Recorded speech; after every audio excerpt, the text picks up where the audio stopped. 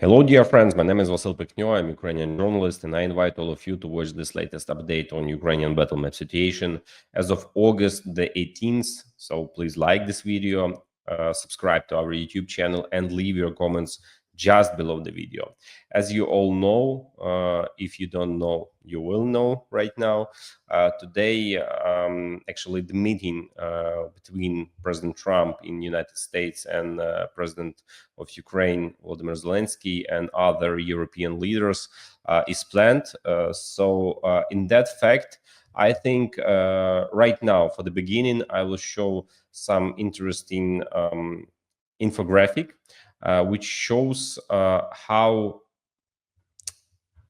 bad is Russian offensive actions in Ukraine during the last almost 3 years. So this is an argument which will be on the table during these negotiations in Washington, I hope. So let's start with this fact, with underlining of this fact, and then move on to actually the current situation on Ukrainian battlefield. Deep state analysts have published this photo.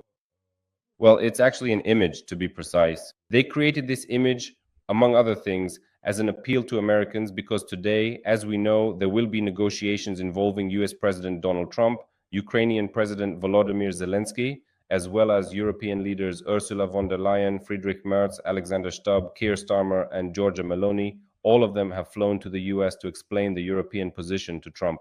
Because all those concessions, frankly speaking, that Trump has been making to Putin lately are nothing but, you know what's happening? Let me put it very briefly.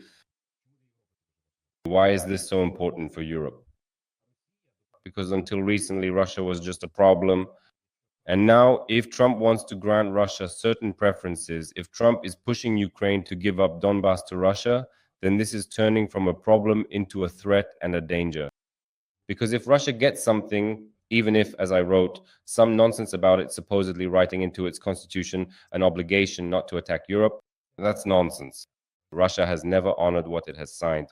Accordingly, this kind of rhetoric from Trump, these kinds of commitments, this sort of, let's say, move toward compromise is actually harmful for Europe. And that's why Europe is so interested in convincing the American president that Ukraine needs to be supported specifically in its military war against the Russian Federation.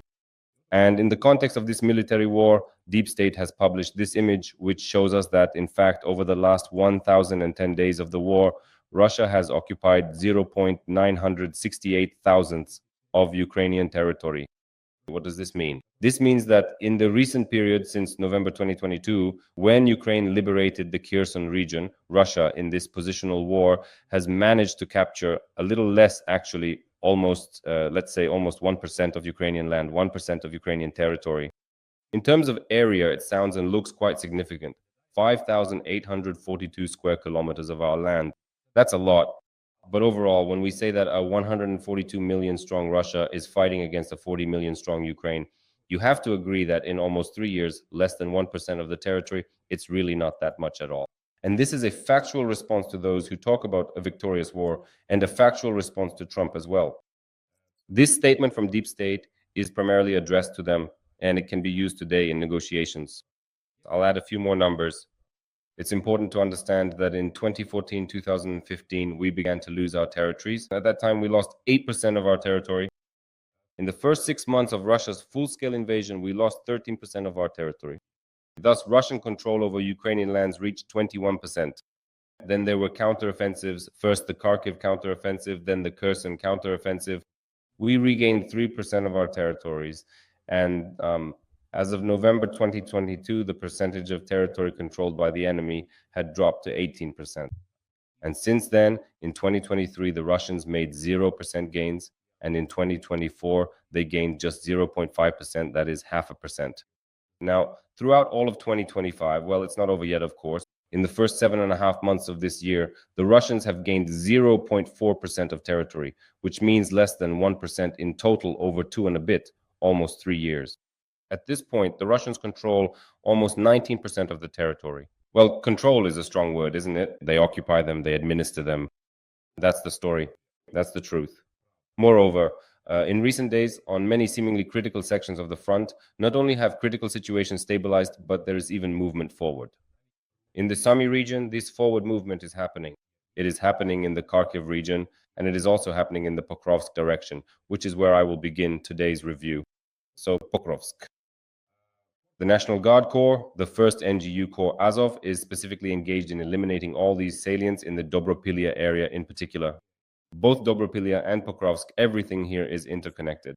So, Azov reported, and the General Staff also reported, that over the past 12 days in fact, as a result of joint actions by some units of the National Guard and the Armed Forces of Ukraine, a number of settlements in the Dobropillia direction have been cleared.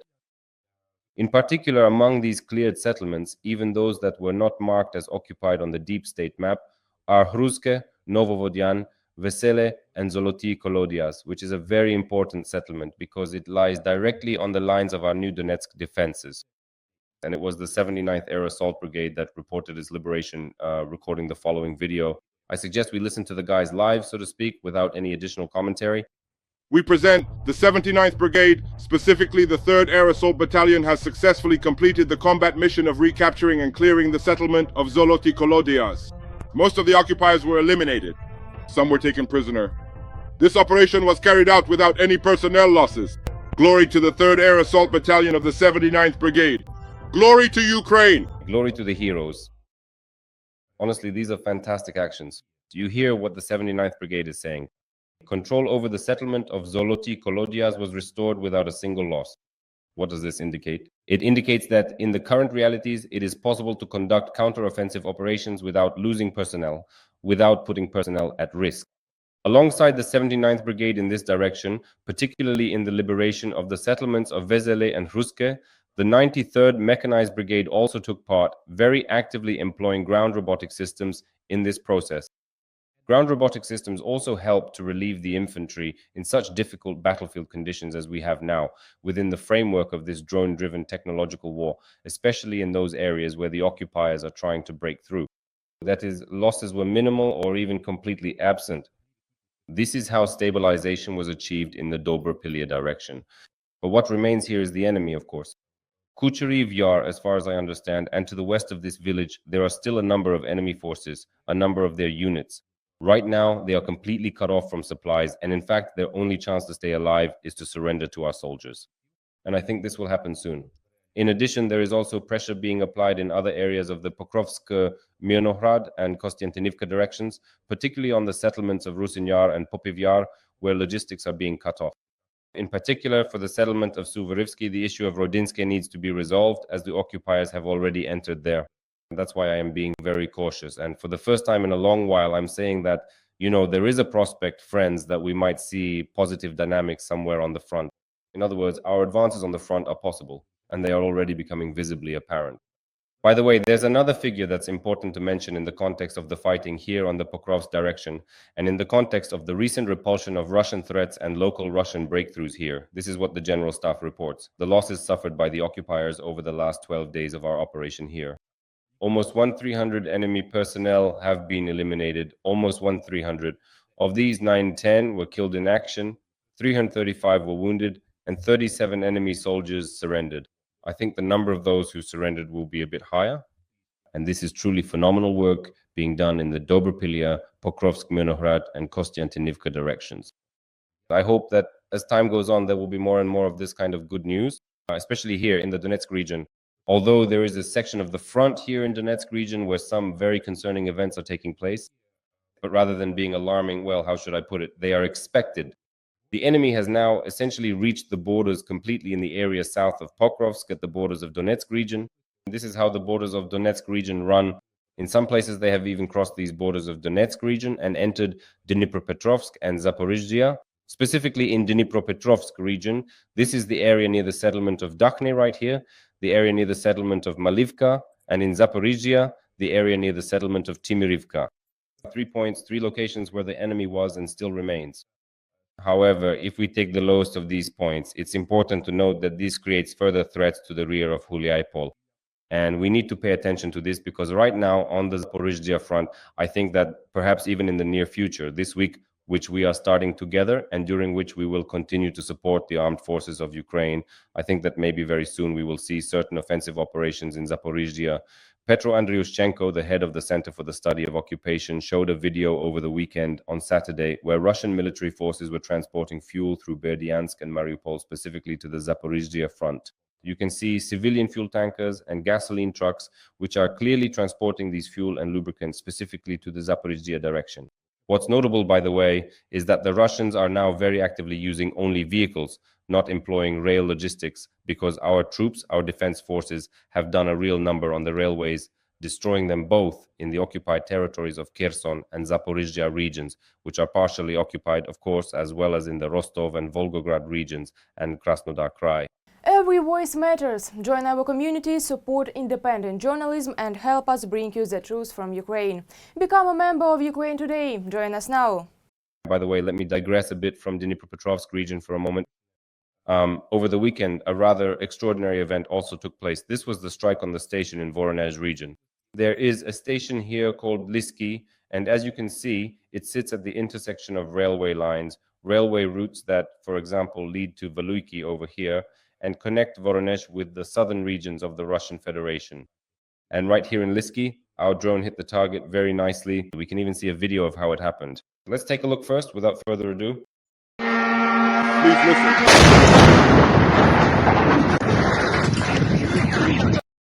But it's a delicious treat, honestly. And so regarding these kinds of stations, if earlier in July our drones were operating, as I already mentioned, in the Rostov and Volgograd regions and the Krasnodar Krai, now work is beginning in the Voronezh region. And there is every reason to believe that the Belgorod, Kursk and Voronezh regions will also not escape a similar fate in this context, because it breaks the backbone of Russian logistics. It disrupts the railway. And in fact, going back to Zaporizhzhia, without this railway, the Russians are now hauling themselves to the front using vehicles, which is good for us because obviously cars can't transport as much as the railway can. And this essentially is what affects the capabilities of the Russian Federation. Nevertheless, recently there have still been quite a lot of these vehicle movements, which will now be transformed into movements at the front. Moreover, these movements are already noticeable now. Last week, there were movements of the occupiers toward Mala Tokmachka. This is here in the Orikhiv direction and in the Huliaipol direction as well. There were even advances by the enemy in the Zaporizhzhia region. Therefore, I expect that here the enemy will press with renewed intensity. But returning to the Novopavlivka direction. In fact, besides the points of Temirivka and Malivka, where the enemy has already crossed into the Dnipropetrovsk region, and Dakhne, it is worth noting that the enemy has also occupied the village of Zeleny High, from where they are putting pressure on Iskra. They are exerting pressure on Iskra along the road. Iskra is a village that is now no longer called Iskra, but Andriivka Klevtsove. And just last Saturday, I reported that the Russians had planted a lot of flags in Andriivka Klevtsove in order to convince us, primarily the Ukrainian population, that Iskra has been captured. So this was a bit of OSINT manipulation, as the deep state analyst emphasized over the weekend, stating that Iskra has not been captured. And this fact is confirmed by the main intelligence directorate, by the Timur Special Unit, who, in cooperation and coordination with the 5th Separate Heavy Mechanized Brigade, demonstrated that they destroyed the enemy who carried out these so-called victorious actions for Kremlin leadership, these flag-planting stunts. The Russians, and this has happened repeatedly, sneak into settlements using cover, using anti-drone cloaks just to get in, plant a flag, take a photo with it, or shoot some video, and in this way pretend to show control over the settlement. Here you can see Ukrainian banners, Ukrainian flags in Iskra, or as it is now called, Andriivka Klevtsov. So here, let's say, the narrative of betrayal about this territory supposedly being captured is cancelled out. It has not been captured. What else should be mentioned? Which directions should we highlight? These are Lyman and Kupiansk. The Lyman-Kupiansk axis, because it is interdependent, it depends on the Oskil River.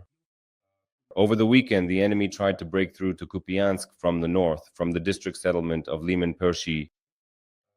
So from Lyman Pershi through Sinkivka and towards the eastern districts of Kupiansk, the enemy tried to break through. No, that's not right. Like this. They tried to break through using 4 MTLBs and 1 tank. The enemy tried to force their way straight down the highway, as they say, to land troops in the city. But this equipment, 4 MTLBs and 1 tank, was destroyed. Although the situation around Kupiansk has remained quite tense lately, particularly because of this salient on the left bank of the Oskil River, a salient that threatens one of the routes connecting Kupiansk with Kharkiv, that is the road that goes here to Chuhuiv. So Despite such a difficult situation, in Kupiansk, there has still been, 0.0 of success for the enemy lately. In the same way, we can say that the enemy's offensive has now been stopped at Lyman, although in the past day, on the deep state map, there were small enemy advances marked near Hrihorivka and Serebryanka by Siversk. But there, this gray zone is actually quite wide. The Russians ride motorcycles through it very, very often. The landscape here is such that if the enemy is going to launch attacks, they have to do it on motorcycles. And it's precisely with these motorcycles that they very often end up in the strike zone of our drones, where they sometimes manage to push through these red zones up here. So this is an expected situation, especially after the fact that over the past week, the situation in the Serebryansky forestry has worsened and the enemy has advanced here. Here, in fact, this forest, once a beautiful forest, is now teeming with enemy crews and drones. That's why a great deal of responsibility falls on the shoulders of our soldiers who remain here to hold the front, especially after the main focus of both our forces and the enemies, but primarily ours, shifted to the Pokrovsk sector of responsibility. And one more thing I'd like to mention today, friends, is the excellent work being done in the Sumy region, because recently in Sumy, even though once again certain units were withdrawn from there and redirected to Pokrovsk, the general staff still reported over the weekend about advances of up to a kilometer deep into some positions, specifically up to that kilometer. This refers to the advance in the direction of Yunikivka, where the enemy had been pressing quite intensively until recently. It is now known that the enemy is transferring 30,000 of its troops from the Sumy and Kursk regions to the Donetsk and Zaporizhzhia sections of the front. Therefore, the window of opportunity in the Sumy region is opening even wider. And I honestly, going back to the beginning, recalling that the Sumy region is supposedly being used as an argument in the Trump and Vitkov negotiation tracks, saying that allegedly Putin will withdraw from the territory of the Sumy region, and in return, we are supposed to give up Donbass. It's quite likely that soon there will be a trend where this entire area will return to our hands as a result of our troops' offensive actions, because this positive trend does exist. There is a positive trend, for example, from the 47th Brigade, which demonstrates strikes on enemy crossings, that is, tracking and monitoring enemy movements. This is an excellent strike by a drone, an FPV drone, on an enemy truck that was crossing the river at that very moment. And at the very moment the truck, loaded with ammunition, was crossing, our drone hit it, and it burned beautifully. A Russian general also burned beautifully yesterday. In fact, this happened during the night before last to yesterday. The GUR reported that, unfortunately, this general was not eliminated, but he was very, very seriously wounded. This is Lieutenant General Sadul Abachev of the Russian Federation. His arm and leg were amputated because on the night of August 17th, he was moving as part of a convoy on the road between Rilsk and Komutovka in the Kursk region, and this convoy was struck. And it turned out that this comrade general was there.